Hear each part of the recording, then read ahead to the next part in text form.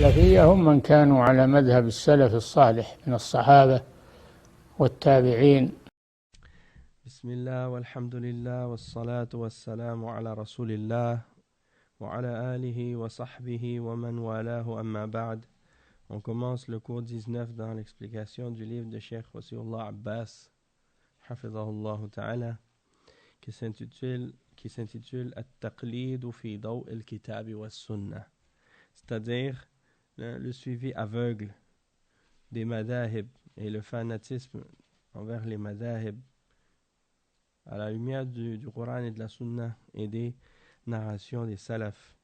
On a parlé dans le cours passé à propos de certains points qu'on avait lu, c'était dans le chapitre numéro 11, Al-Fasl al-Hadi Ashar, هل يستغنى عن كتاب الله وسنة رسوله صلى الله عليه وسلم بالمذاهب المدونة للعلم والفتوى. C'est-à-dire, est-ce qu'on peut se passer du Coran et de la Sunna dans la fatwa et dans l'enseignement en se basant uniquement sur les livres de fiqh que les ulama ont écrits dans les différents madahib, ou bien non, il faut pas, on ne peut pas se passer du Coran et de la Sunna, il faut se référer tout le temps au Coran et à la Sunna.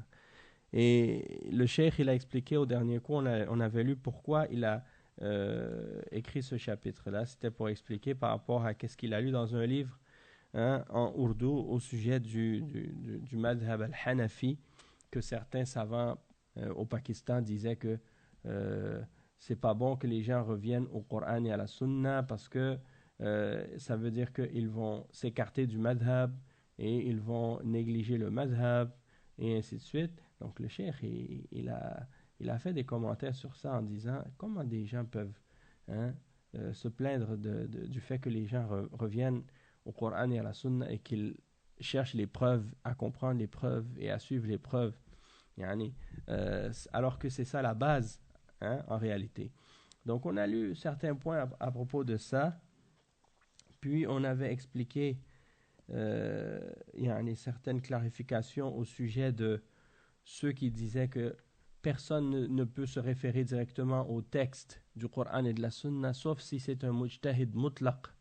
Et on a expliqué que ça, c'était pas une condition pour tirer des bienfaits du Coran et de la Sunna, d'être un mujtahid mutlaq, non. Sinon, ça veut dire qu'il y aurait quelques individus seulement parmi la Ummah qui pourraient prendre du Coran.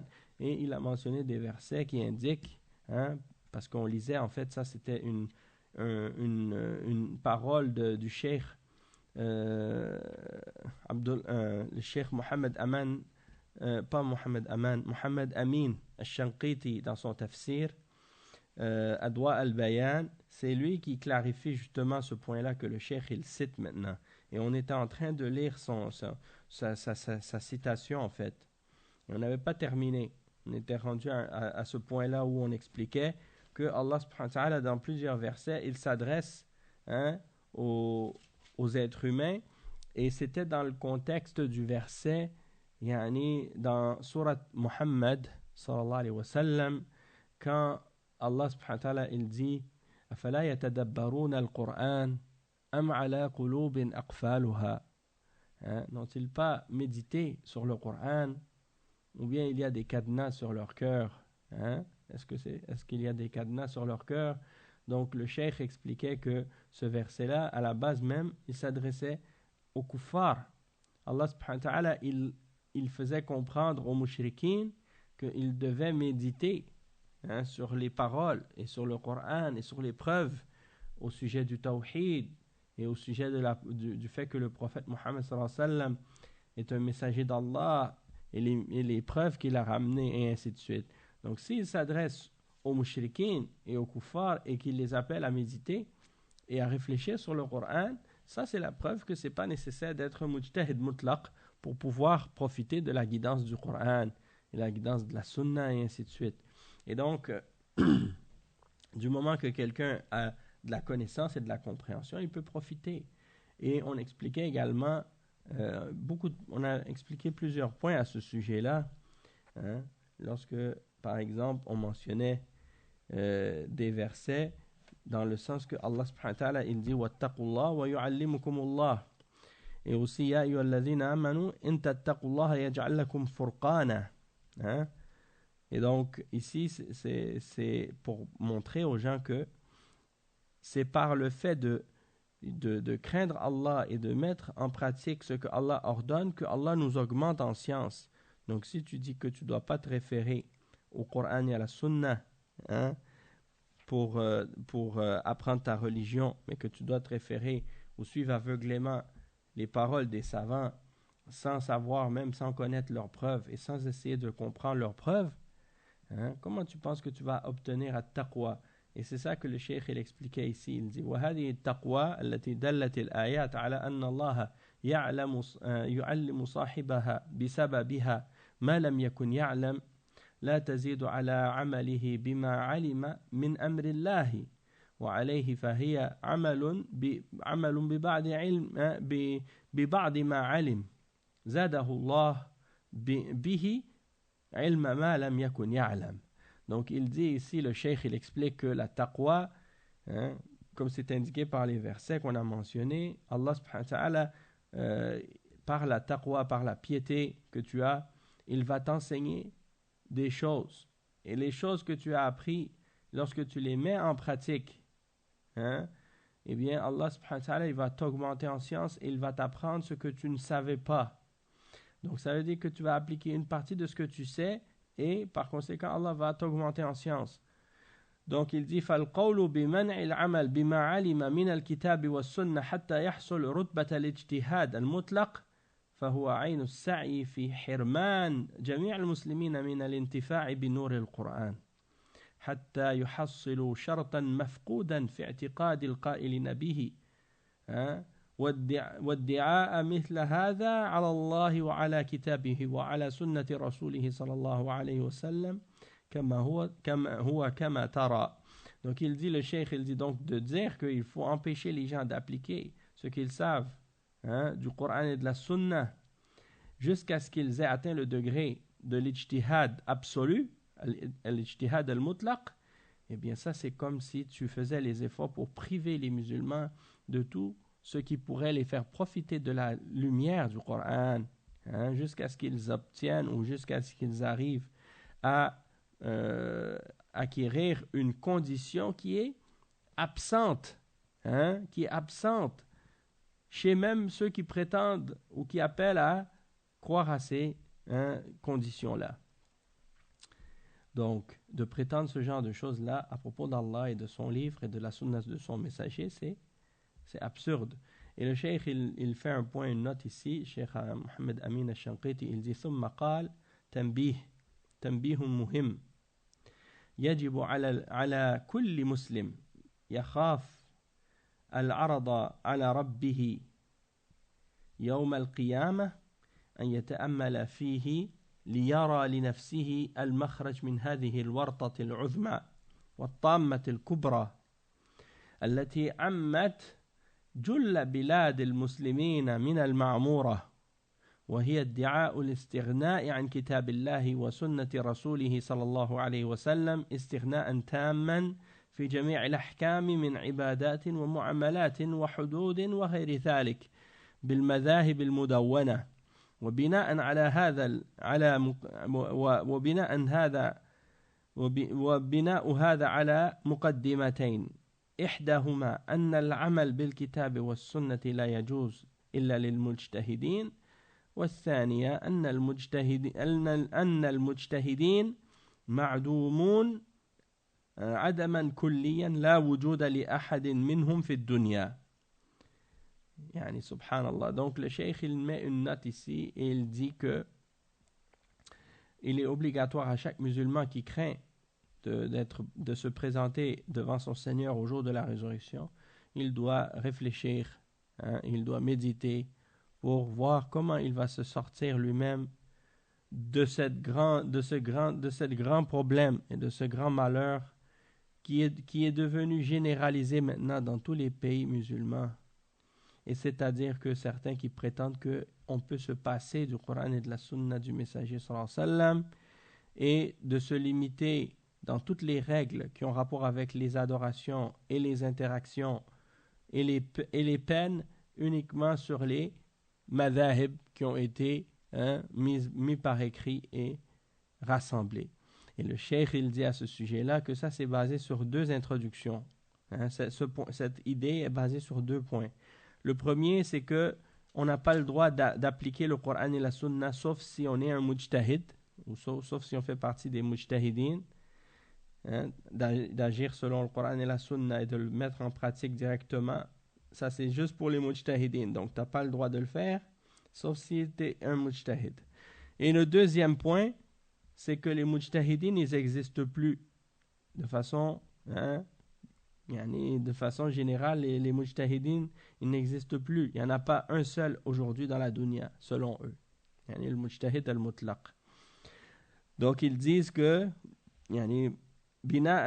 وأنه بناء على هاتين المقدمتين يمنع العمل بكتاب الله وسنة رسوله صلى الله عليه وسلم منعا باتا على جميع أهل الأرض ويستغنى عنهما بالمذاهب المدونة وزاد كثير منهم على هذا منع تقليد غير المذاهب الأربعة وأن ذلك يلزم استمراره إلى آخر الزمان.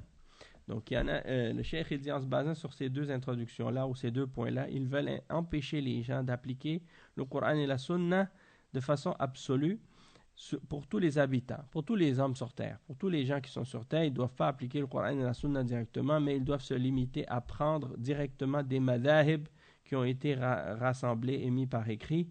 Et il dit que certains ont même rajouté à ça un autre point, c'est-à-dire qu'il est interdit de faire le taqlid d'un madhab autre que les 4 madhahib, Abu Hanifa, Malik, Shafi'i et Ahmad.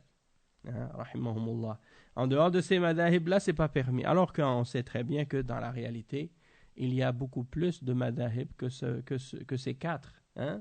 Il y a le madhab de l'imam al-Thawri, il y a le madhab de l'imam ibn Jarir al-Tabari, il y a le madhab de l'imam Ishaq ibn Rahuya, le madhab de l'imam al-Awza'i, le madhab de l'imam al-Layth ibn Sa'd, et beaucoup d'autres parmi les salafs qui eux aussi étaient des mujtahidin mutlaq.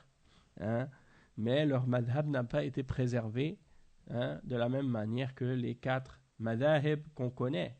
Sauf que leur position, parfois, elle se retrouve dans les livres de fiqh et les ulama les ont mentionnés. Donc, qu'est-ce qu'il y a de mal de les suivre si on a le droit de suivre les 4 madhahib, on a le droit de suivre les madhahib des autres ulama également, tant que leur position est basée sur le Coran et la Sunna et qu'ils ont des preuves pour supporter leur position. Le cheikh, il dit ensuite, Fata'ammal ya akhi. Donc il dit فتأمل يا أخي رحمك الله كيف يصوغ لمسلم أن يقول بمنع الاهتداء بكتاب الله وسنة رسوله صلى الله عليه وسلم وعدم وجوب تعلمهما والعمل بهما واستغناء عنهما بكلام رجال غير معصومين ولا خلاف في أنهم يخطئون فإن كان قصدهم أن الكتاب والسنة لا حاجة إلى تعلمهما وأنهما يغني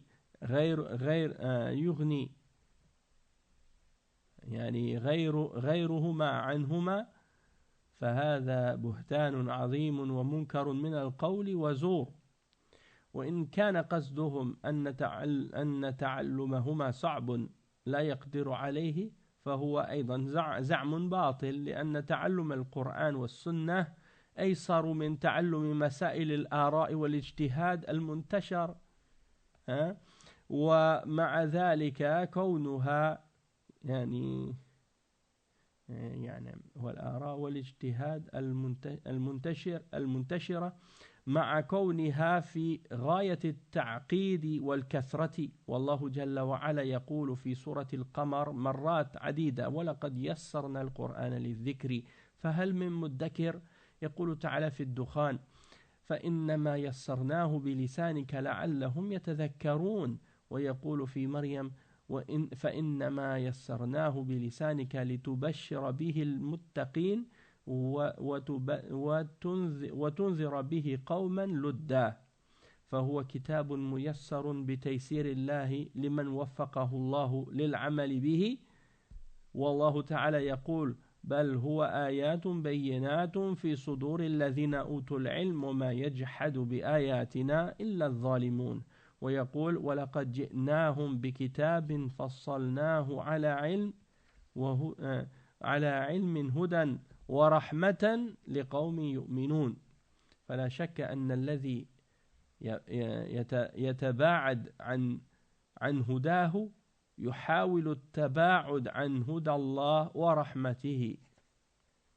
Donc ici le cheikh il explique, Cheikh Mohammed Amin al-Shanqiti que le cheikh a cité ici, il dit donc réfléchis et médite sur ça ô mon frère, que Allah te fasse miséricorde. Comment pourrait-il être possible pour un musulman d'empêcher de prendre la guidance du livre d'Allah et de la sunna du messager sallallahu alayhi wa sallam et de ne pas considérer que c'est obligatoire d'apprendre de ces deux sources-là et de les mettre en pratique et de se limiter uniquement à des paroles d'êtres humains qui ne sont pas infaillibles, pour prendre deux seulement, et il n'y a pas de divergence entre les gens. Il y a personne qui diverge sur le fait que ces imams et ces hommes sont capables de faire des erreurs et qu'ils font des erreurs. Donc, puisqu'ils font des erreurs, pourquoi tu vas te baser sur leurs paroles et laisser ce qui est infaillible, c'est-à-dire le Coran et la Sunna? Après, le cheikh il dit وَإِنْ كَانَ قَصْدُهُمْ أَنَّ الْكِتَابِ. Donc, si leur intention ou si ce qu'ils veulent dire par cette parole, c'est qu'on n'a pas besoin d'apprendre le Coran et la Sunna, parce que c'est suffisant d'apprendre le madhab, et que quelque chose d'autre que le Coran et la Sunna peut nous suffire en dehors du Coran et de la Sunna. Il dit ça, c'est une grande calomnie, une parole totalement mensongère et fausse. Et il dit, tandis que si ce qu'ils veulent dire et leur but dans cette parole, c'est de dire qu'il est difficile de l'apprendre, que c'est difficile d'apprendre le Coran et la Sunna. Il dit ça aussi c'est batil, ça aussi c'est faux. Parce que Allah subhanahu wa ta'ala, il a facilité pour nous d'apprendre le Coran et la Sunna. Et c'est beaucoup plus facile d'apprendre le Coran et la Sunna que d'apprendre les opinions et les divergences des ulama.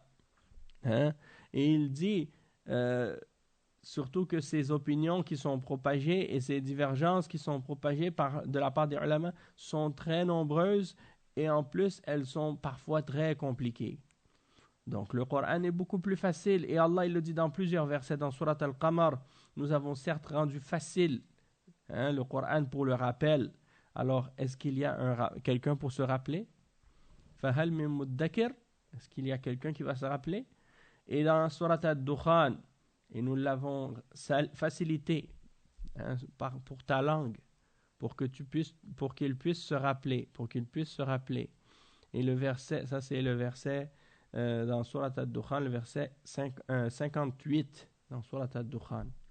Et dans Surat Maryam, c'est le verset 97.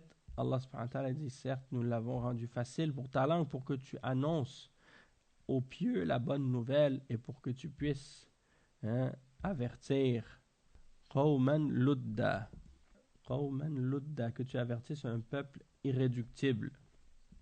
C'est comme ça qu'ils l'ont traduit dans la traduction. Luddan, ils l'ont traduit irréductible. Ensuite, le cheikh il dit Fahuwa kitabun, donc ça c'est un livre qui a été facilité par Allah, pour celui à qui Allah a donné le succès, de pouvoir le mettre en pratique. Et Allah subhanahu wa ta'ala il dit dans le Coran justement le verset 49 dans Surat Al-Ankabut, mais ce sont des versets qui ont été clarifiés qui sont dans les poitrines des hommes qui détiennent la science, et nul ne rejette ou ne renie nos versets excepté les injustes. Et il mentionne un autre verset qui est le verset 52 dans Surat Al-A'raf, dans lequel Allah subhanahu wa ta'ala dit, nous leur avons certes apporté un livre que nous avons détaillé en toute connaissance à titre de guide et de miséricorde pour les gens qui croient. Hein?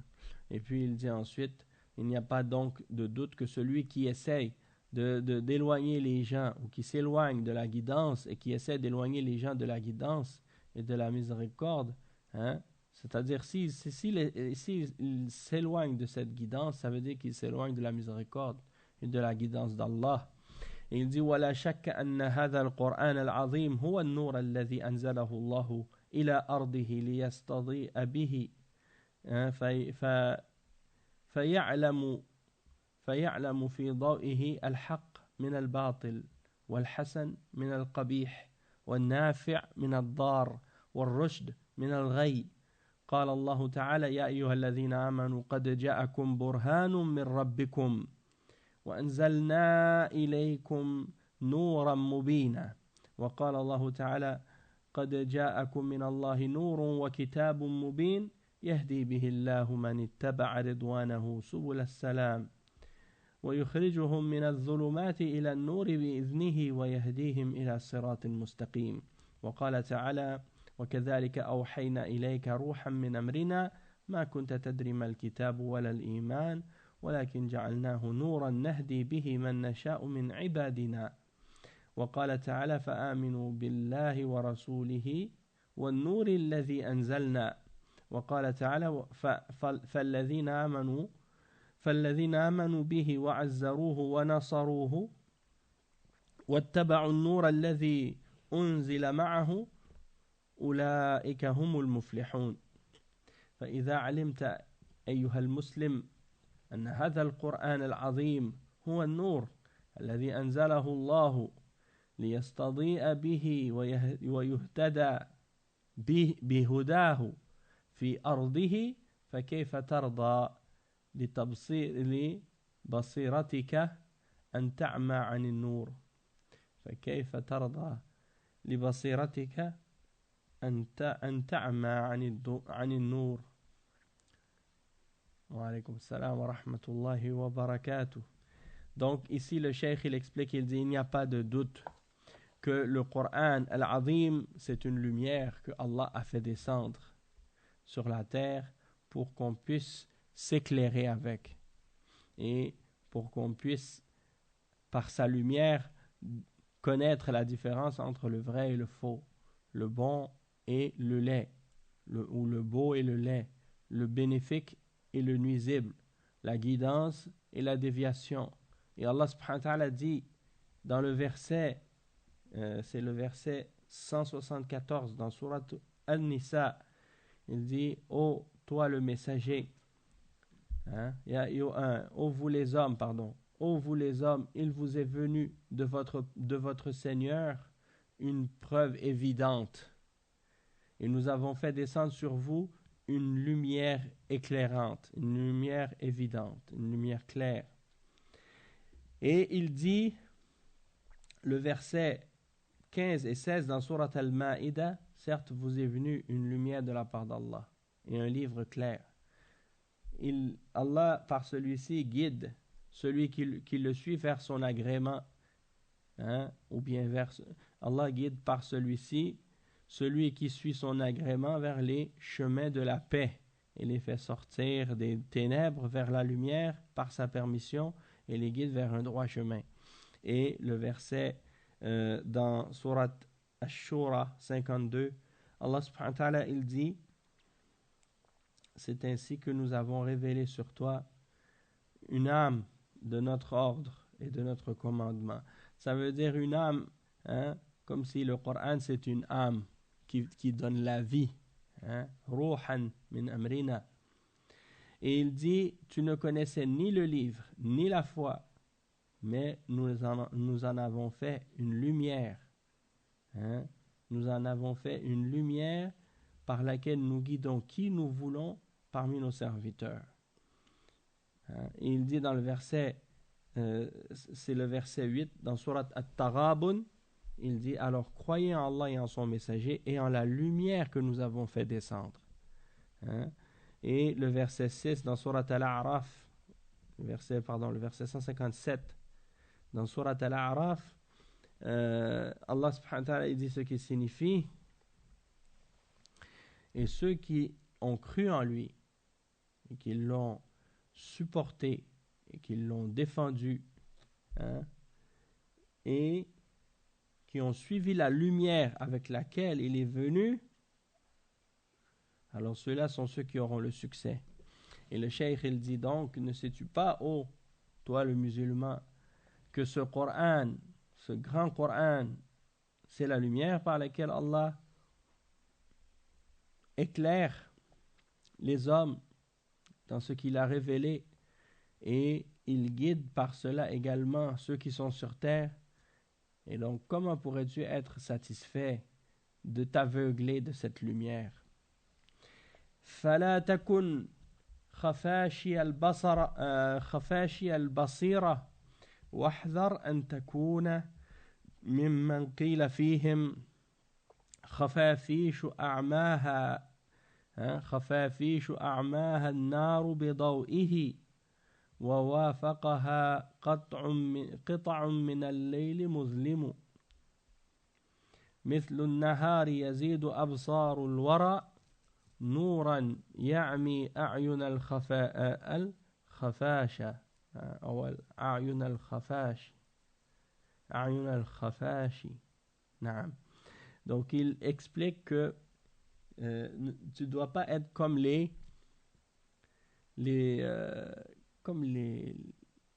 c'est comme un genre de pas comment on appelle c'est comme un genre d'insecte qui vole, et elle est toujours attirée par la lumière, hein? Et la lumière l'aveugle, hein? Et donc il dit, ne sois pas comme ces êtres-là ou comme ces bêtes-là qui sont aveuglés par la lumière. C'est comme des petits papillons, là, comme des genres de petits papillons. Donc c'est ça. Il dit yakadul barqu yakhtafu absarahum. Il donne l'exemple aussi à propos des hypocrites, quand Allah subhanahu wa ta'ala dit l'éclair, elle faillit leur arracher la vue. Wa alaykum salam wa rahmatullah. Attends, le frère, mets-toi juste un peu à côté comme ça. Ouais, ok, c'est bon.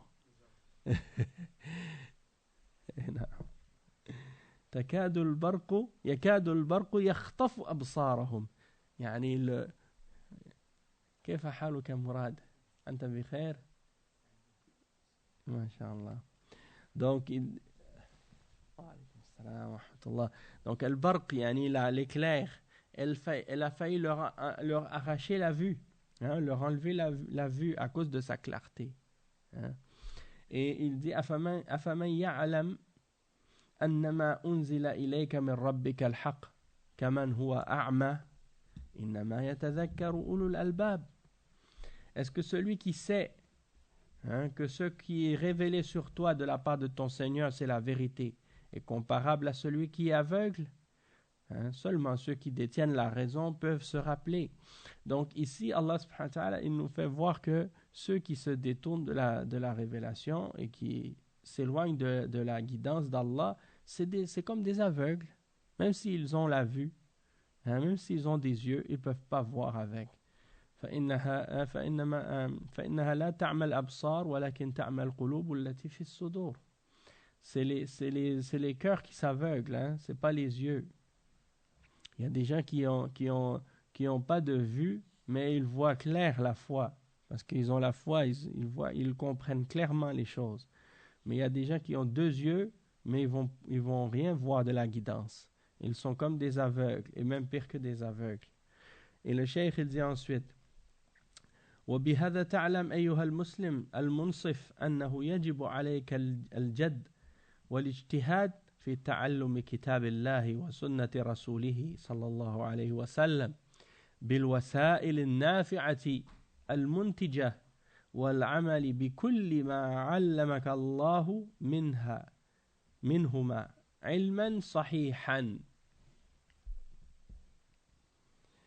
وقال أيضا رحمه الله اعلم أيها المسلم المنصف أن من أشنع الباطل وأعظم القول بغير الحق على الله وكتابه وعلى النبي وسنته المطهرة ما قاله الشيخ أحمد الصاوي في حاشيته على الجلالين في سورة الكهف وآل عمران واغتر بقوله في ذلك خلق لا يحصى من المتسمين باسم طلبة العلم لكونهم لا يميزون بين حق وباطل فقد قال الصاوي أحمد المذكور في الكلام على قوله تعالى ولا تقولن لشيء إني فاعل ذلك غدا بعد أن ذكر الأقوال في انفصال الاستثناء عن المستثنى منه بزمان ما نصه عامة المذاهب الأربعة على خلاف ذلك كله فإن شرط حل الأيمان بالمشيئة أن تتصل وأن يقصد بها حل اليمين ولا يضر الفصل بتنفس أو سعال أو عطاس ولا يجوز تقليد ما عدا المذاهب الأربعة ولو وافق قول الصحابة والحديث الصحيح والآية فالخارج عن المذاهب الأربعة ضال مضل وربما أداه ذلك للكفر لأن الأخذ بظواهر القرآن والسنة من أصول الكفر انتهى كلامه منه بلفظه فانظر يا أخي رحمك الله ما أشنع هذا الكلام وما أبطله وما أجرأه وما أجرأ قائله على الله وكتابه وعلى النبي صلى الله عليه وسلم وسنته وأصحابه سبحانك هذا بهتان عظيم. Donc ici le cheikh là il mentionne, il dit donc ô toi le musulman qui est juste il est obligatoire pour toi d'être sérieux et de faire des efforts pour apprendre le livre d'Allah et la sunna du messager sallallahu alayhi wa sallam par les moyens qui sont bénéfiques et qui vont produire des bons résultats et qui vont produire les actes parce que tu vas agir selon selon ce que Allah t'a appris d'une connaissance qui est authentique. Il dit ensuite rahimahullah, c'est-à-dire le cheikh Mohammed Amin al-Shanqiti, il dit rahimahullah, sache ô toi le musulman qui est juste que parmi les choses les plus laides, parmi les faussetés les plus laides et les choses qui font partie des plus grandes formes de mensonges contre Allah et contre son livre et contre son prophète sallallahu alayhi wa sallam et contre la sunna purifiée de son messager, du messager d'Allah sallallahu alayhi wa sallam, ce que le cheikh Ahmad al-Sawi a écrit dans son commentaire sur le tafsir al-Jalalayn. Tafsir al-Jalalayn, c'est un tafsir, un résumé de tafsir ou un petit tafsir qui a été écrit et on l'appelle al-Jalalayn parce qu'il y a deux Jalal qui l'ont écrit, deux cheikhs qui s'appellent Jalal. Je pense qu'il y en a un des deux, c'est Jalaluddin al-Suyuti et le deuxième un autre Jalaluddin, je me rappelle plus c'est lequel. يعني على كل حال les deux Jalal, c'est ça que ça veut dire al-Jalalayn, ça veut dire يعني كتاب تفسير al-Jalalayn, يعني le tafsir des deux Jalal. Et il y a un cheikh qui s'appelle Ahmad al-Sawi. Bon, je le connais pas, mais j'ai déjà entendu parler de cet exemple-là et même que je l'ai trouvé dans une des versions de tafsir al-Jalalayn. Le texte, ce que le cheikh il cite ici, je l'ai vu écrit dans le livre avec mes deux yeux. Donc, qu'est-ce qu'il dit dans ce commentaire-là à propos de Surat al-Kahf et aussi dans Surat al-Imran? Il dit beaucoup de gens qui se disent Tullab ilm ont été trompés par ce qu'il a mentionné dans ce tafsir-là parce que ils n'ont pas de discernement pour être capables de trancher entre ce qui est vrai et faux. Alors, il dit voici ce que Ahmad al-Sawi a mentionné à propos de qu'est-ce que Allah subhanahu wa ta'ala dit dans Surat al-Kahf et il a cité le verset ولا تقولن لشيء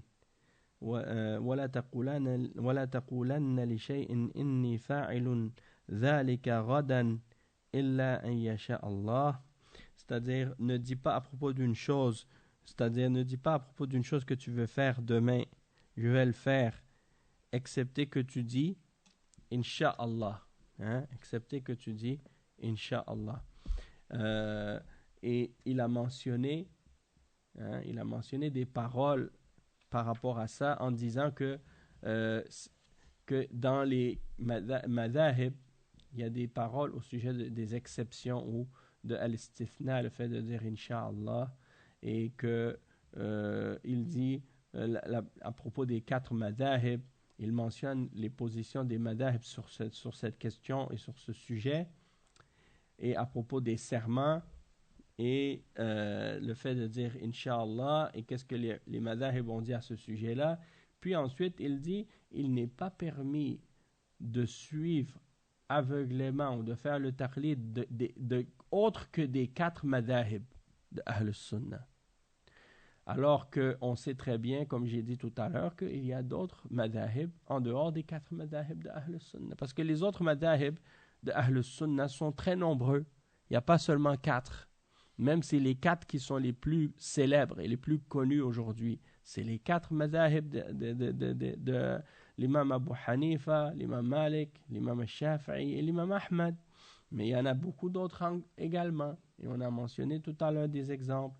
Hein, le madhab de l'imam Sufyan al-Thawri, le madhab de l'imam Sufyan ibn Uyayna, le madhab de l'imam al-Awza'i, le madhab de l'imam Ishaq ibn Rahouya, le madhab de l'imam al-Layth ibn Sa'd, hein, et plein d'autres également parmi les imams de Ahl Sunnah qui sont des mujtahidin mutlaq, le madhab de l'imam Ibn Jarir al-Tabari. Tous ces gens-là sont des mujtahidin et c'est des imams. Hein? Donc, de prétendre ou de dire que il y a juste 4 et que tu ne peux pas sortir de ces 4, ça c'est faux. Et le pire, c'est qu'est-ce qu'il dit après. Parce que Cheikh Mohammed Amin al-Shanqiti, il a cité toute la citation, qu'est-ce qu'il a dit. Voici ce qu'il a dit au complet. Il a dit, il n'est pas permis de suivre un madhab en dehors des 4, même s'il est en accord avec la parole des sahaba, même s'il est en accord avec le hadith authentique et le verset. Et il dit, parce que celui qui sort des 4 madahib, c'est un égaré, égareur. Et il dit, وَرُبَّمَا أَدَاهُ ذَلِكَ لِلْكُفْرِ. Il dit même que cela, ça peut même l'amener au kufr. Hein? Il dit, et la raison de pourquoi ça peut l'amener au kufr, des fois, c'est comme les ulama, ils disent, al-udhru aqbah min al-dhanb. Ahyanan al-udhru aqbah min al-dhanb. L'excuse est plus grave que le péché lui-même. Il dit, pourquoi ça peut amener au kufr? Parce qu'il dit, le fait de prendre ce qui est apparent du Coran et de la Sunna font partie des fondements de la mécréance. Déjà de dire ça, c'est tellement aberrant, tellement grave. Pourquoi? Parce que tu dis, si de prendre le sens apparent du Coran et de la Sunna, c'est parmi les fondements du kufr, c'est quoi alors qui fait partie des fondements de l'iman? Hein? De prendre quoi? On va prendre quoi? Si ça c'est les fondements du kufr, de prendre le sens apparent du Coran et de la Sunna, c'est les fondements du kufr. Alors ça, on va dire quoi à propos de prendre les fondements de la foi, c'est de où? Alors on va le prendre, si on ne le prend pas dans le Coran et dans la Sunna. Et l'autre jour, j'écoutais, il y a des frères qui parlaient de quelque chose là. Puis il mentionnait la parole de l'autre, qu'est-ce qu'il dit, le jeune Marocain en France là, qui était l'imam de Brest, hein, Rachid de Brest, et qui mentionnait dans une vidéo que finalement, il dit avant, j'étais de telle position, de telle tendance, et puis maintenant j'ai décidé de prendre, de m'attacher à l'école de jurisprudence ou à l'école juridique de l'imam Malik, hein, et des choses de ce genre. Il dit, la raison pourquoi il disait ça, c'est parce que il dit que quand on s'attache à une école juridique, hein, un madhab, il dit il y a plus de chances qu'on va, c'est-à-dire parce que lui il disait que les salafis, ou les gens qui suivent la sunna, la salafiyya, ils prennent le sens apparent de la religion. Tandis que le madhab al-maliki, ça protège de prendre le sens apparent.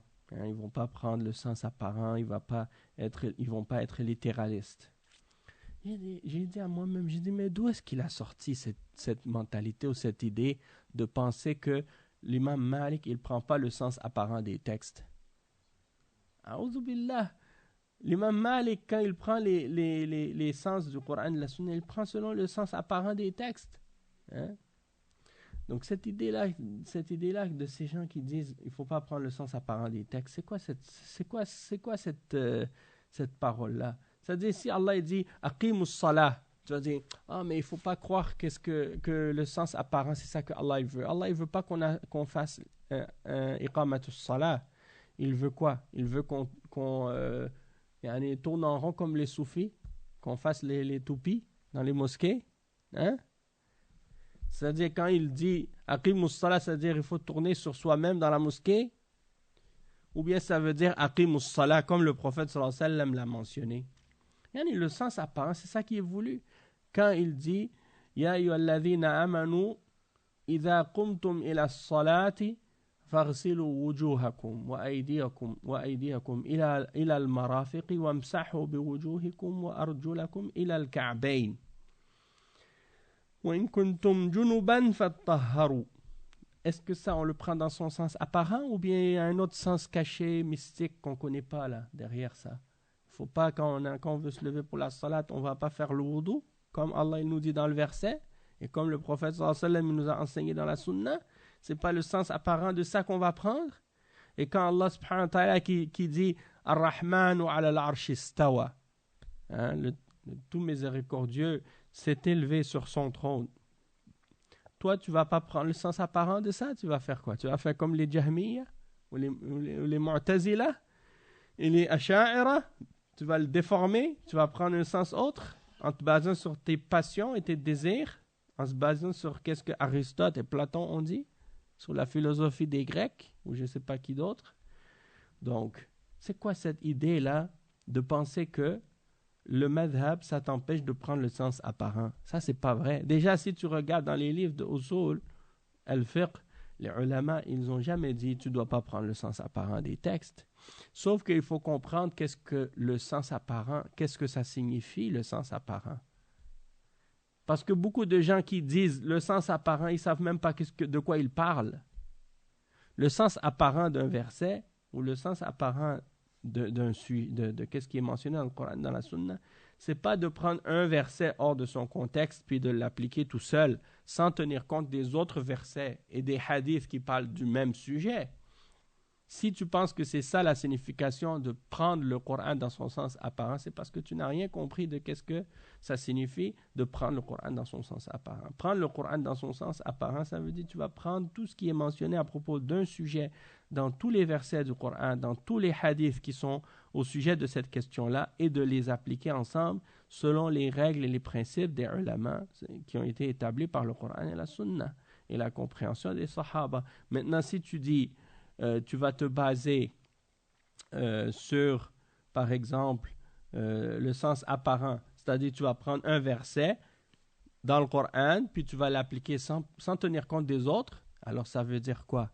Ça veut dire tu vas boire de l'alcool, puis tu vas dire, ouais, je me suis basé sur un verset qui dit, Ya ayyuhalladhina amanu, la taqrabu as-salata wa antum sukara.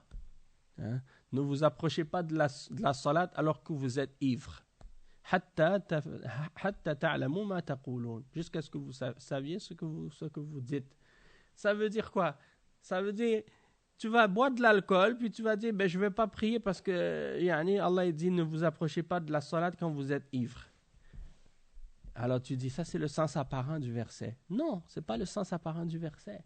Parce qu'il faut voir les autres versets aussi qui sont venus par la suite et qui ont abrogé ce verset-là. Donc, tout ça, c'est des paroles de la part de certains qui jettent des shubuhat pour essayer de justifier leur passion et leurs désirs et leurs égarements Et quand tu regardes franchement qu'est-ce que ces gens-là racontent, ça n'a rien à voir. Beaucoup de choses que ces gens-là prétendent, du fait qu'ils disent les salafis, c'est des gens littéralistes. Ils prennent le sens apparent du Coran et de la Sunna. Hein? Mais tous les imams d'Ahl Sunna étaient dans ce sens-là, prenaient du sens apparent du Coran et de la Sunna. Que ce soit l'imam Abu Hanifa, ou Malik, ou Shafi'i, ou Ahmad, et tous les autres imams d'Ahl Sunna. Et les Sahaba aussi. Hein? Et ils ont tous pris qu'est-ce que Allah leur a révélé et ils l'appliquent tel que Allah l'a révélé. Hein? Et s'il y a quelque chose qui est disons, détaillé ou clarifié dans un verset et dans l'autre, il est général ou il n'est pas détaillé, eh bien, il se réfère au verset qui détaille. C'est pour ça que Allah subhanahu wa ta'ala il dit qu'il y a des versets qui sont muhkamat et d'autres versets qui sont mutashabihat. Hein? Il y a des versets qui sont sans équivoque, c'est-à-dire ils sont clairs et explicites. Ils ne peuvent être compris que d'une seule façon. Et il y a d'autres versets, tu ne peux pas les comprendre tout seul. Tu as besoin d'autres versets pour les comprendre, ou tu as besoin des hadiths pour les comprendre. Ça, c'est les mutashabihat, les versets qui sont équivoques. Donc, ça aussi, c'est des choses qui ont été expliquées et clarifiées par les ulama. Mais de dire, il ne faut pas prendre le sens apparent et que de suivre les madhahib, ça nous sauve de ça, ça c'est du batil. C'est du batil. Et quand tu regardes les paroles de l'imam Malik, il faisait partie des imams des salafs.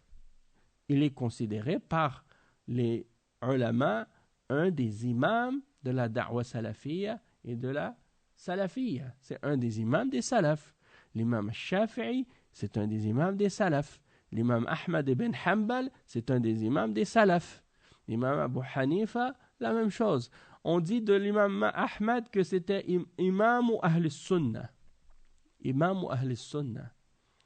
À cause de sa position et de sa défense de la aqidah des salafs durant la fitna des mu'tazila, la fitna de khalq al-Qur'an.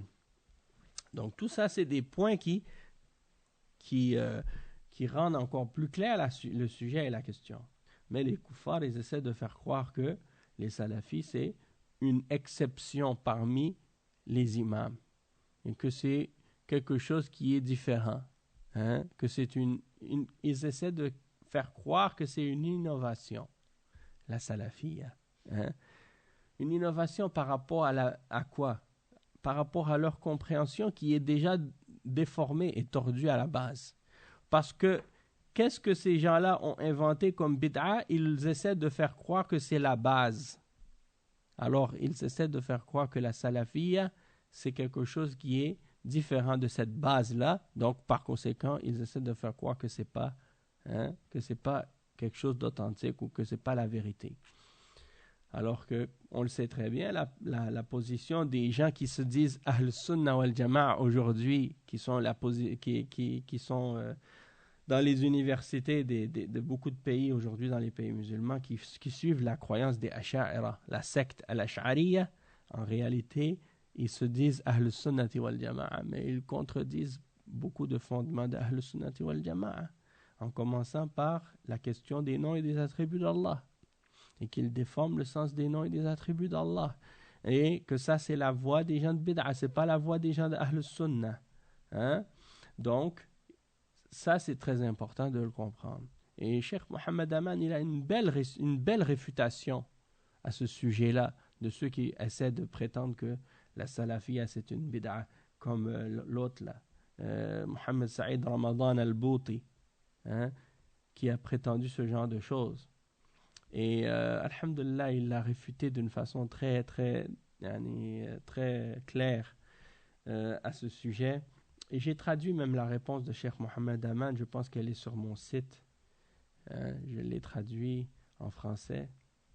Inch'Allah, je vous la partagerai la semaine prochaine, Inch'Allah. Donc ensuite, le cheikh, il dit, donc vous voyez la parole qu'il dit, que de prendre le sens apparent du Coran et de la Sunna, c'est parmi les fondements du kufr. Pourquoi? Parce que eux, c'est des gens qui font partie des gens de bid'a, des asha'ira, et des gens qui ils renient les attributs d'Allah. Donc Allah, dans le Coran, il dit qu'il a une main. Il a dit par exemple à Iblis, Ma mana'aka an tasjuda lima khalaqtu biyadayya. Qu'est-ce qui t'a empêché de te prosterner devant ce que j'ai créé de mes deux mains? En parlant de Adam alayhi salam, parce qu'il a créé de ses deux mains. C'est la preuve qu'il a des mains. Et les Juifs, quand ils ont dit وَقَالَتِ الْيَهُودُ يَدُ اللَّهِ مَغْلُولَةٌ غُلَّتْ أَيْدِيهِمْ وَلُعِنُوا بِمَا قَالُوا بَلْ يَدَاهُ مَبْسُوطَتَانِ يُنْفِقُ كَيْفَ يَشَاءُ. Donc Allah subhanahu wa ta'ala, il dit, les Juifs ont dit, les mains d'Allah sont fermées, en voulant dire qu'il est avare. Et après Allah subhanahu wa ta'ala dit que leurs mains soient fermées, c'est-à-dire qu'eux soient avares et qu'ils soient maudits pour qu'est-ce qu'ils ont dit. Au contraire, ses mains sont grandes ouvertes et il dépense de ses grâces comme il veut. Donc ça, c'est un exemple, encore une fois, qui affirme que Allah subhanahu wa ta'ala a deux mains. Et il mentionne dans d'autres versets qu'il a un visage. وَيَبْقَى وَجْهُ رَبِّكَ ذُو الْجَلَالِ وَالْإِكْرَامِ. Et également كُلُّ مَنْ عَلَيْهَا فَانٍ وَيَبْقَى وَجْهُ رَبِّكَ ذُو الْجَلَالِ وَالْإِكْرَامِ.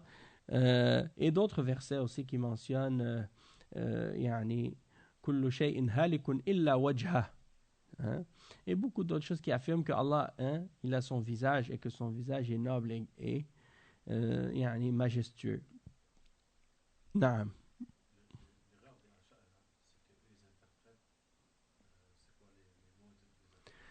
En fait, c'est pas qu'ils interprètent. L'erreur des Ash'ari, c'est qu'ils déforment le sens des noms et des attributs. Tandis qu'il faut le prendre tel qu'il a été établi, tel qu'il a été révélé, et pas le déformer de son sens apparent. Oui, la main, ils disent que c'est la grâce ou la force. Et, par exemple, le visage, ils disent que c'est son être. Ou bien, ils l'interprètent par quelque chose d'autre. Ou bien, par exemple, les mains, on a dit, par exemple, il dit Allah subhanahu wa ta'ala qu'il est élevé sur son trône. Eux, ils disent non, il n'est pas élevé sur son trône. Il n'est pas élevé sur son trône. Ils disent, ça veut dire qu'il a conquis le trône. Il a pris le pouvoir du trône. Ils ne veulent pas l'affirmer. Et ils disent, si tu prends le sens apparent, parce que le sens apparent pour eux, c'est de faire le tashbih, de faire la ressemblance entre le créateur et la créature. Alors nous, on dit non, c'est pas vrai que d'affirmer les attributs, ça implique un tashbih, ou une ressemblance entre le créateur et la créature. Parce que nous, on affirme les attributs d'Allah sans faire de tashbih. On dit Allah subhanahu wa ta'ala, il a deux mains qui lui conviennent et qui ne sont pas semblables à celles de ses créatures. Parce que Allah subhanahu wa ta'ala, il dit Laysa kamithlihi shay'un wa huwa as-sami'ul basir. Il n'y a rien qui lui ressemble et il est l'audient et le voyant. D'accord? Donc pour eux, le sens apparent, c'est le tashbih. Donc ils disent de prendre le sens apparent du Coran et de la Sunna, c'est parmi les fondements du kufr. Pourquoi? Parce que pour eux, le sens apparent du Coran, c'est le tashbih. Donc pour eux, si tu prends le sens apparent de ce qui est dans le Coran, dans la Sunna, ça veut dire c'est les fondements de la mécréance. Tout ça, c'est à cause de leur mauvaise compréhension. C'est pas logique, c'est clair que c'est pas logique. Parce que le prophète sallallahu alayhi wa sallam, il nous aurait pas enseigné le Coran sans clarifier que le sens apparent c'est du kufr. Comment il aurait enseigné le Coran aux musulmans, aux sahaba, et leur expliquer l'islam, puis à aucun moment il leur dit faites attention de prendre le sens apparent du Coran et des attributs parce que sinon vous allez devenir des kuffars et vous allez tomber dans le kufr.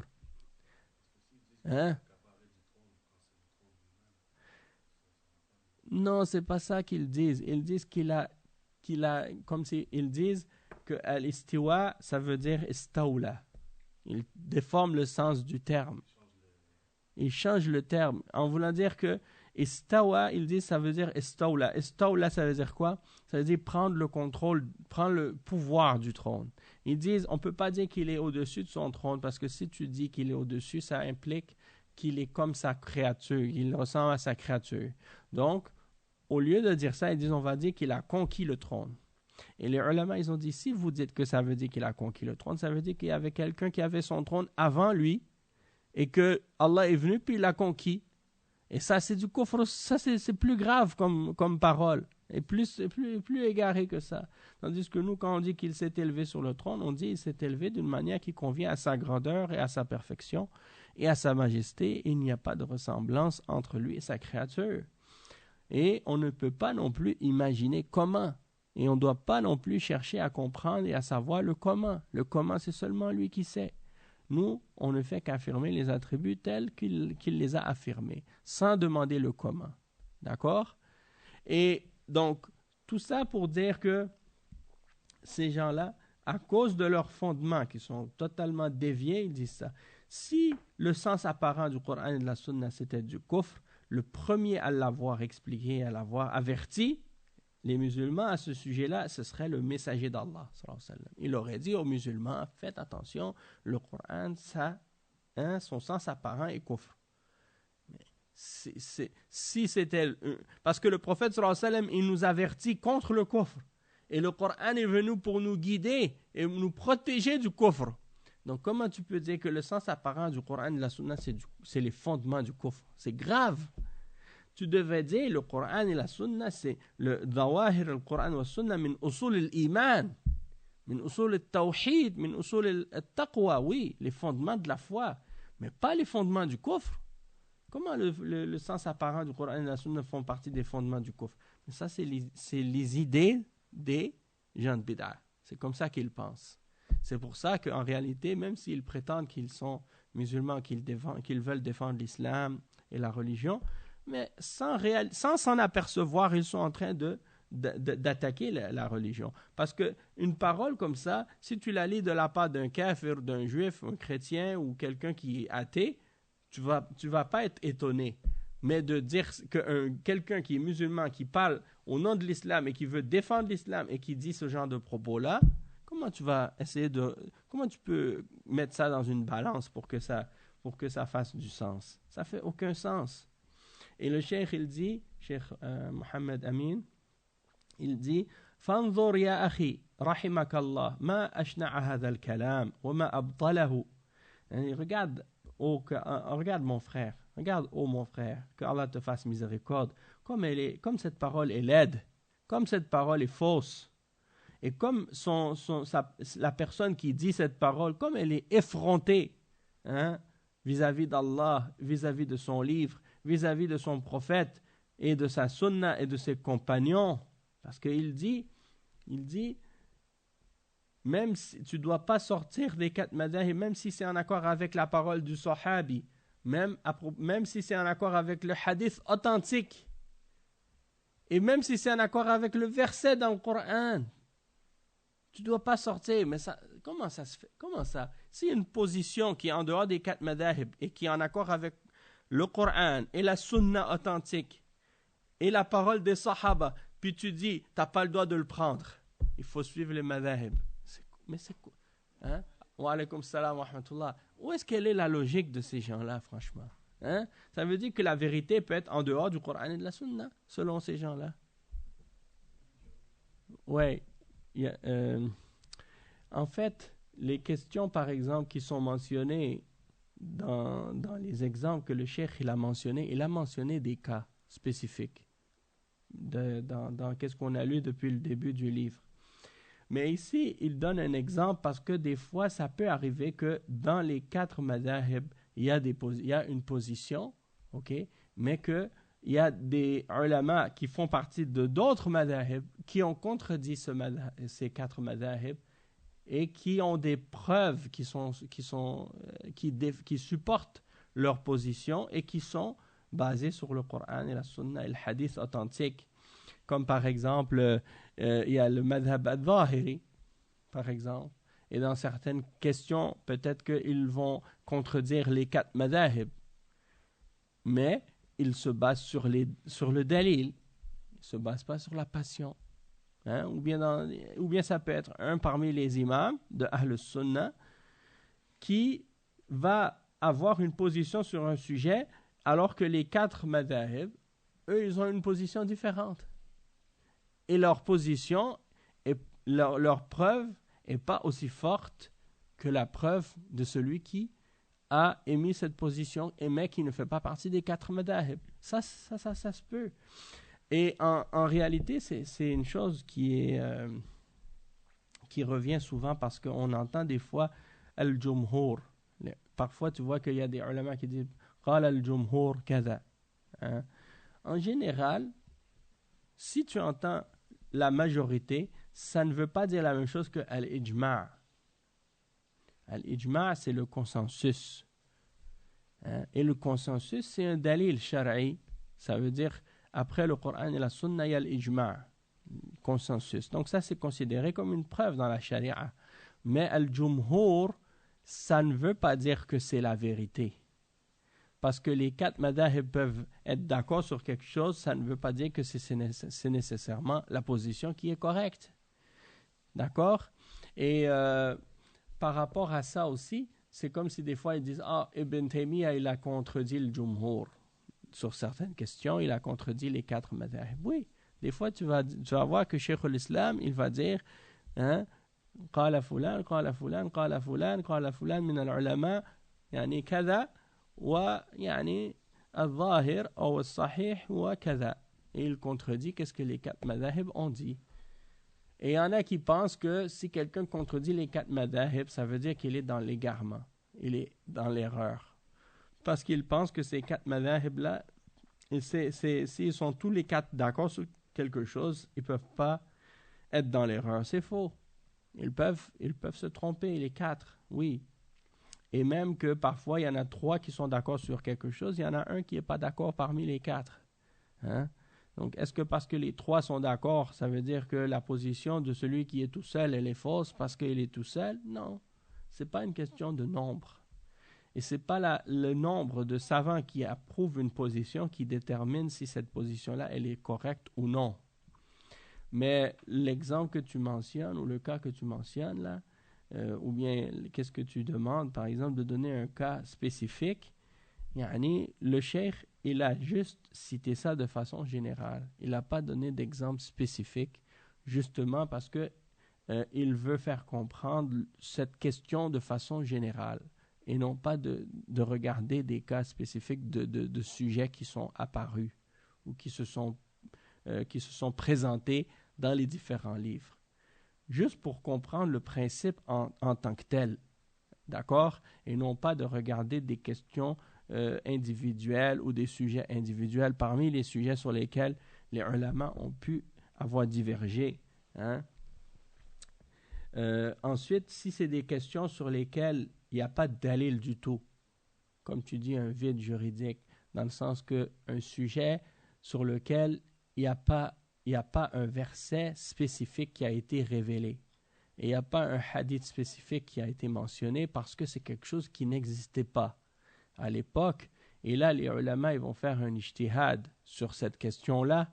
Hein? C'est possible qu'ils divergent entre eux dans cet ijtihad, mais ça, c'est des questions, comme on dit, يعني لا إنكار, les ulama ils disent لا إنكار في مسائل الاجتهاد. C'est-à-dire, si c'est des questions comme ça, il n'y a pas d'inkar parce que chacun, il se base sur ce qu'il a compris et sur ce qu'il sait des principes et des règles pour établir quelque chose, mais il n'y a pas une position qui est plus vraie que l'autre. Et la sunna, oui, c'est ça. Exactement. Donc, dans les questions d'ijtihad, c'est des questions sur lesquelles il n'y a pas de nusus, il n'y a pas de texte. Mais si c'est des questions sur lesquelles il y a des textes, alors on n'a même pas le droit de faire des ijtihad dans ces questions-là. Parce que les ulama, ils disent « La ijtihada ma'an nas ». La ijtihada ma'an nas. C'est-à-dire, on n'a pas le droit de faire un ijtihad s'il y a un texte explicite du Coran et de la Sunna sur un sujet quelconque. نعم المجتهد المطلق والمجتهد المقيد الذي هو في المذهب مثلا إذا كان مجتهدا ولكن مجتهدا في مذهبه فقط لا يستطيع أن يجتهد خارج هذا والمجتهد المطلق الذي لا يتعلق بأي مذهب هو ينظر مباشرة إلى النصوص إلى الكتاب والسنة ويستخرج ويستنبط منهما الأحكام مباشرة. Donc c'est ça la différence entre les deux. Le mujtahid dans le madhab, il fait l'ijtihad seulement à l'intérieur de son madhab. Tandis que le mujtahid al-mutlaq, il fait l'ijtihad et il regarde les textes directement pour extraire les verdicts et les règles sans se référer au madhab du tout. Hein, comme l'imam Ahmad, l'imam Shafi'i et ainsi de suite. Mais ces imams-là, avant d'arriver à ce degré, ils ont gravi les échelons, comme on dit. Ils ont commencé par être des étudiants, puis petit à petit, ils ont augmenté dans leur connaissance et leur savoir jusqu'à ce qu'ils arrivent à ce degré. Mais ce n'est pas quelque chose qu'ils ont atteint du jour au lendemain, d'accord? Et ils ont passé par des étapes dans la science. Et les ulama, ils divisent les gens, comme on a dit déjà, entre mujtahid, muttabi' et muqallid.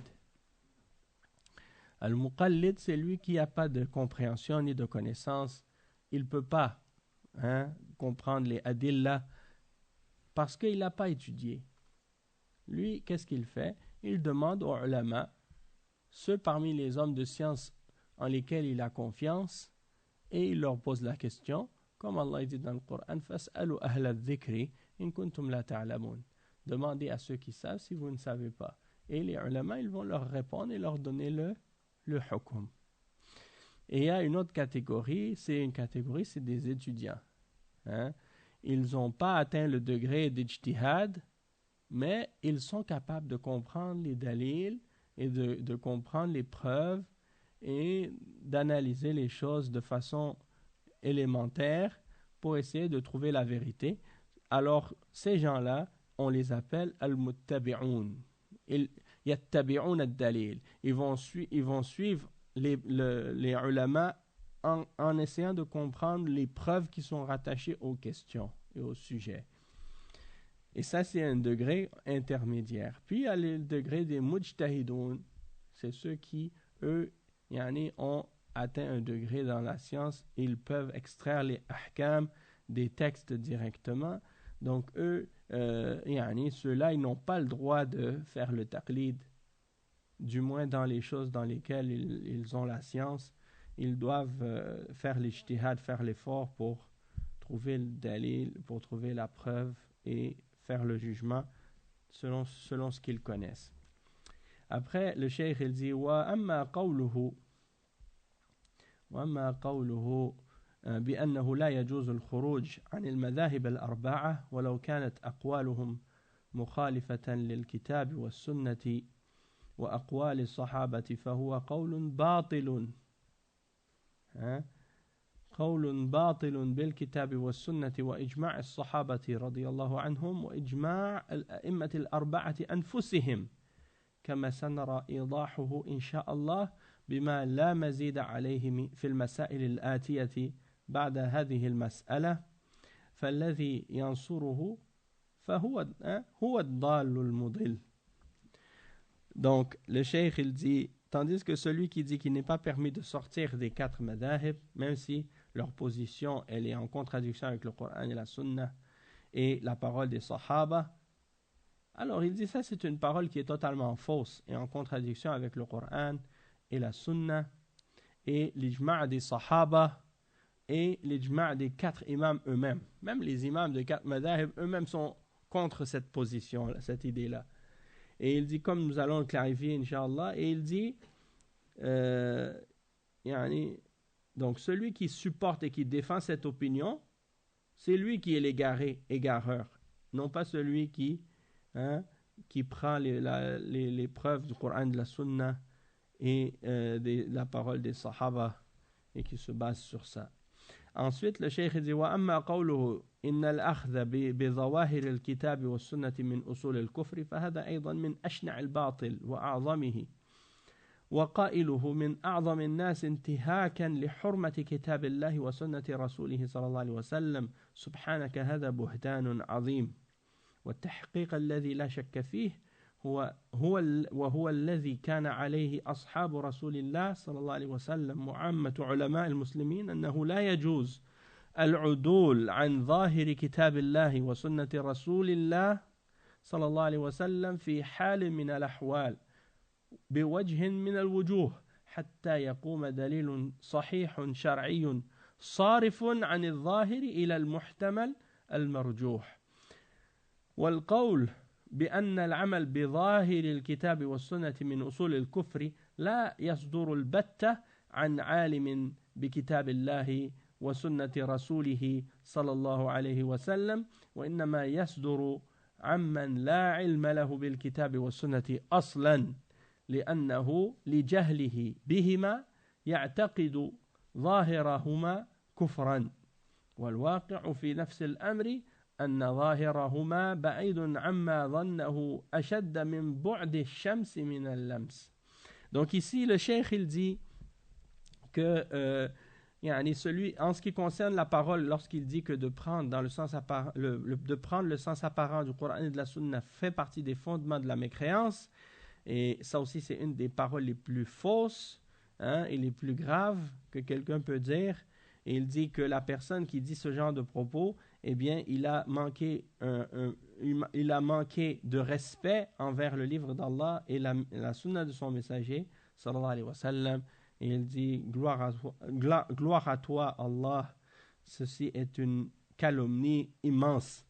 Il dit, le cheikh, que la réalité à propos de ce sujet-là, c'est que, et la vérité sur laquelle il n'y a pas de doute, c'est que les sahaba du messager sallallahu alayhi wa sallam, de même que la majorité, tous les ulama en général, ils disent qu'il n'est pas permis de sortir du sens apparent du livre d'Allah et de la sunna du messager sallallahu alayhi wa sallam en aucun cas, et dans aucune circonstance,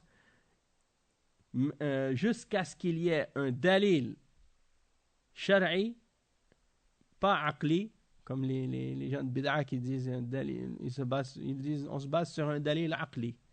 Et quand tu regardes, tu vois qu'il n'est pas aqli du tout. Aqli, ça veut dire se base sur une preuve de la raison, de la logique. Et le cheikh, il dit, si il y a un sens apparent, parce que c'est ça que les ulama ils ont dit, s'il y a un sens apparent dans le Coran, dans la Sunna, on n'a pas le droit de s'en détourner pour aucun cas et dans aucune circonstance, excepté s'il y a un dalil shar'i, une preuve de la sharia, Coran ou Sunna authentique, qui va détourner ce sens apparent vers le sens qui est supposé ou sous-entendu. Pourquoi? Parce que il peut y arriver qu'il y ait un hadith ou un verset qui dise quelque chose et il y a un hadith ou un autre verset ailleurs qui vient mentionner l'explication de ce verset ou de ce hadith pour nous faire comprendre qu'il n'est pas dans son sens apparent. D'accord? Mais il faut qu'il y ait un dalil pour prouver que ce n'est pas le sens apparent qui est celui qui est voulu. Tu ne peux pas te baser juste sur tes passions ou tes désirs ou ton imagination. Tu dis, ce verset-là, il ne faut pas le prendre dans son sens apparent. Ok, c'est quoi le dalil?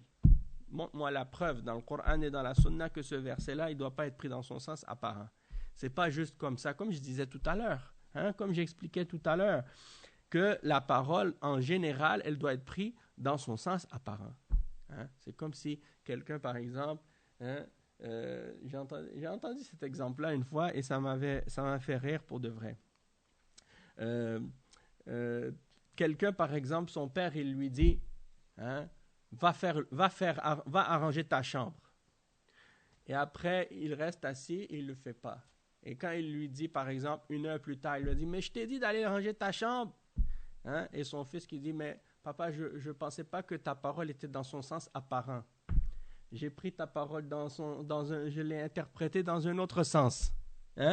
Qui va dire ça? Qui va accepter ça? Si tu ne peux pas accepter ça, la parole d'un être humain, qui est ton père, quand il te donne un ordre et qu'il te dit de faire quelque chose, tu vas le prendre dans son sens apparent. Alors que dit de la parole d'Allah, subhanahu wa ta'ala, le créateur des cieux et de la terre? S'il te dit Aqim as-salat, tu ne vas pas le prendre dans son sens apparent? S'il te dit Ar-Rahman ala al-arsh istawa, tu ne vas pas le prendre dans son sens apparent, tu vas le prendre dans quel sens? C'est pour ça que les gens de Bid'a, ils ont dit, logiquement, on ne peut pas dire que Allah est mustawin ala arshi. Il faut le déformer. Il faut changer son sens apparent parce que sinon, ça implique quelque chose qui est logiquement contraire à la vérité. Parce que selon Platon et selon Aristote, si tu dis ça, ça implique ça, et donc ça, c'est faux. Et nous, on dit non. C'est pas comme ça qu'on doit prendre la révélation d'Allah. Ce que Allah dit, il faut l'accepter. Si toi, tu t'es inventé dans ta tête des choses et tu te bases sur ce que tu as imaginé dans ton esprit, tu dis, c'est ça que Allah a voulu alors que c'est pas ça du tout.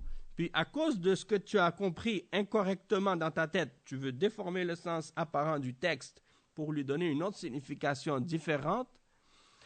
Alors dans ce cas-là, qu'est-ce que tu es en train de faire? Tu es en train de jouer avec le livre d'Allah, de jouer avec la révélation d'Allah. C'est comme aujourd'hui, par exemple, des gens qui ont été éblouis par les kuffars et par leur société, par leur civilisation, par leur système, et qui cherchent à justifier tout ce que ces gens-là ont établi ou inventé par qu'est-ce qui est mentionné dans le Coran. S'ils trouvent dans le Coran un verset qui contredit ce qui est dans la société occidentale, ils disent, bon, ce verset-là, il ne faut pas le prendre dans son sens apparent. Pourquoi? Parce que la référence pour eux, c'est qu'est-ce que la société occidentale a décidé. D'accord? Donc, si par exemple, la société occidentale a dit, pour établir un dirigeant et pour faire un gouvernement, il faut baser ça sur la démocratie, et dans la démocratie, les femmes et les hommes, ils sont égaux, ils peuvent faire tout ce qu'ils veulent. Donc, quand tu regardes dans le Coran, tu dis, ah, il y a un problème parce que dans le Coran, on voit que Allah subhanahu wa ta'ala, il dit, Ar-rijal qawamun ala nisa. Alors, il faut changer ça. Donc, ça ne veut pas dire, ce n'est pas son sens apparent. Là, il faut changer l'interprétation du verset pour lui donner un autre sens qui va être en accord avec ce que la société occidentale veut. C'est exactement cette attitude-là qu'ils ont adoptée vis-à-vis de la révélation d'Allah, et ça c'est grave. Ça c'est grave, c'est ça qui est kufr, et non pas le fait de prendre le sens apparent du Coran. Et donc c'est pour ça que le cheikh il dit, celui qui dit que d'appliquer le sens apparent du Coran et de la Sunna, alaykoum salam, celui qui dit que de prendre le sens apparent du Coran et de la Sunna fait partie des fondements du kufr, il dit cette parole-là ne peut jamais venir, ne pourrait jamais venir d'un savant qui connaît le Coran et la Sunna de son messager, sallallahu alayhi wa sallam. Il dit ce genre de parole peut uniquement provenir d'une personne qui n'a aucune connaissance du livre d'Allah et de la Sunna à la base. Et il dit à cause de son ignorance du Coran et de la Sunna, il a cru que le sens apparent du Coran et de la Sunna était la mécréance. À cause de son ignorance, il pense que le sens apparent, c'est la mécréance. Donc, c'est ça qui est grave quand quelqu'un il a une maladie. Quand quelqu'un il a une maladie dans son cœur. C'est quoi le résultat qu'est-ce que ça a comme effet quand il a cette maladie dans son cœur? L'effet, c'est quoi? C'est que quand il va entendre quelque chose dans le Coran, dans la Sunna, qui contredit ce que lui, il pense, eh bien, il va essayer de penser qu'il y a un problème dans le Coran. Beaucoup de gens aujourd'hui, vous voyez qu'ils ont des doutes en l'islam ou des positions de honte ou de gêne par rapport à l'islam parce que dans leur cœur, la vérité est en dehors du Coran et de la Sunna. Et donc, quand tu leur mentionnes qu'est-ce que Allah dit dans le Coran, ils ont des doutes, ou bien ils ont honte, ou bien ils sont embarrassés, ou bien ils sont gênés de qu'est-ce que Allah subhanahu wa ta'ala a dit, ou son messager a dit, parce que pour eux, le sens apparent de ce qui est écrit, ils l'ont compris d'une façon erronée. Ils ne savent pas qu'est-ce que ça veut dire. Et donc le cheikh dit وَالْوَاقِعُ فِي نَفْسِ الْأَمْرِ أَنَّ ظَاهِرَهُمَا بَعِيدٌ عَمَّا ظَنَّهُ أَشَدَّ مِنَ الشَّمْسِ مِنْ بُعْدِ الشَّمْسِ مِنَ اللَّمْسِ. C'est-à-dire que la réalité c'est quoi? C'est que le sens apparent du Coran et de la Sunna est plus éloigné de ce qu'il a pensé dans sa tête que le soleil est hors de notre portée. C'est-à-dire que la distance qui existe entre yani, qu'est-ce que le Coran dit et le sens apparent du Coran et de la Sunna et qu'est-ce que cette personne-là, elle a imaginé dans sa tête et qu'est-ce qu'elle pense, yani, c'est plus loin, plus éloigné que la distance entre nous et le soleil. Ça veut dire, yani, il est loin, complètement éloigné de la réalité de qu'est-ce que le Coran et la Sunna nous enseignent en réalité. Mais à cause de son égarement, en réalité, le cheikh, il dit l'ignorance. Mais ça, c'est pas une simple ignorance. Hein? C'est pas de simple ignorance. Parce que ce monsieur-là, sûrement que si tu lui demandes, il connaît plein de versets dans le Coran. Probablement qu'il a mémorisé le Coran par cœur au complet du début jusqu'à la fin. Et si tu lui mentionnes, si tu lui demandes des hadiths, il connaît plein de hadiths. Et il peut peut-être même te les citer avec la chaîne de transmission. Donc, l'ignorance dont il parle ici, ce n'est pas l'ignorance, le fait de ne pas savoir. L'ignorance ici, c'est, comme les ulama ils disent, al-jahl al-murakkab. Il y a al-jahl al-basit ou al-jahl al-murakkab. Al-jahl al-murakkab, c'est beaucoup plus grave. Al-jahl al-basit, al-jahl al-adi. L'ignorance ordinaire, c'est lorsque tu ne sais pas quelque chose. Tu ne le sais pas du tout. Alors là, je viens et je te le montre. Et là, une fois que tu le sais, ça y est. Tu vas dire, ah, je ne savais pas ça. Maintenant, je le sais, bon, je l'applique, je le fais. Ou je le crois. Mais, Jahl al-Murakkab, c'est pas ça. Jahl al-Murakkab, ça veut dire, tu sais la chose, mais la façon dont tu l'as appris, on te l'a appris de façon incorrecte. Alors toi, quand on t'explique la vérité, tu dis, non, c'est pas ça la chose correcte. La chose correcte, c'est l'autre chose que moi j'ai appris. Wa alaykum salam. Alors que toi, tu lui dis, non, c'est pas ça la vérité, c'est autre chose. Qu'est-ce que Allah subhanahu wa ta'ala dit dans le Coran? C'est ça. C'est comme par exemple, quelqu'un qui est Ash'ari. Il a appris de son cheikh que, quand Allah il dit que qu'il a une main, lui il a appris de son cheikh que sa main ça veut dire sa force ou sa main ça veut dire sa grâce. Alors toi tu viens puis tu lui dis la main d'Allah. Alors il dit, mon frère, il faut pas dire la main, ça veut pas dire ça, ça veut dire ça. Tu dis, mais non, la main c'est la main, qu'est-ce que tu racontes? Allah il dit qu'il a une main, c'est la main réelle, mais qui ne ressemble pas à celle de ses créatures. Alors c'est beaucoup plus facile d'expliquer à quelqu'un qui ne connaît pas du tout. Tu lui dis Allah il a une main, il dit ah je ne savais pas, et puis tu lui montres le verset, il dit ah barakallahu fik, maintenant je le sais. Mais quelqu'un il a appris que Allah il a une main, sauf qu'on lui a fait comprendre que la main c'est pas une main, c'est la force ou la grâce. Donc lui, de lui faire enlever de sa tête cette fausse compréhension qu'il avait et de la remplacer par la vraie connaissance qui est authentique, ça c'est beaucoup plus difficile. Et donc c'est pour ça que l'ignorance, elle est en degrés. Et ici on parle en arabe al-jahl al-murakkab, parce qu'elle est superposée, cette ignorance-là, elle est doublée, elle est plus grave. Donc on va s'arrêter ici pour aujourd'hui, Inch'Allah, puis on continuera au prochain cours la suite de ce cours. On a fini le chapitre et il nous reste maintenant juste le dernier chapitre du livre, ou bien l'avant-dernier, mais le dernier il est vraiment pas long, c'est même pas une page et demie. Donc on peut dire il reste peut-être quelques pages, comme attendez, 1, 2, 3, 4, 5, 6, 7 pages environ. Donc, Inch'Allah, on va commencer le dernier chapitre ou l'avant-dernier chapitre la semaine prochaine, Inch'Allah. Et le titre de ce chapitre, c'est Rasmul fiqh sahih lit-tarbiyati wa ta'lim. C'est-à-dire, le cheikh dans ce chapitre-là, il va nous expliquer c'est quoi la bonne façon, la bonne méthode d'enseigner le fiqh et d'apprendre le fiqh. C'est quoi la bonne façon et la bonne méthode, la bonne méthodologie si tu veux apprendre le fiqh. Et est-ce qu'on apprend avec un madhab? Est-ce qu'on apprend avec un matan? Est-ce qu'on n'apprend pas avec un matan? C'est quoi la méthodologie? Parce qu'il y a beaucoup des fois, il y a des divergences entre les tullab. Il y a certains étudiants qui disent une chose et il y en a d'autres qui disent une autre chose. Et des fois, on dirait que ça, c'est comme des modes.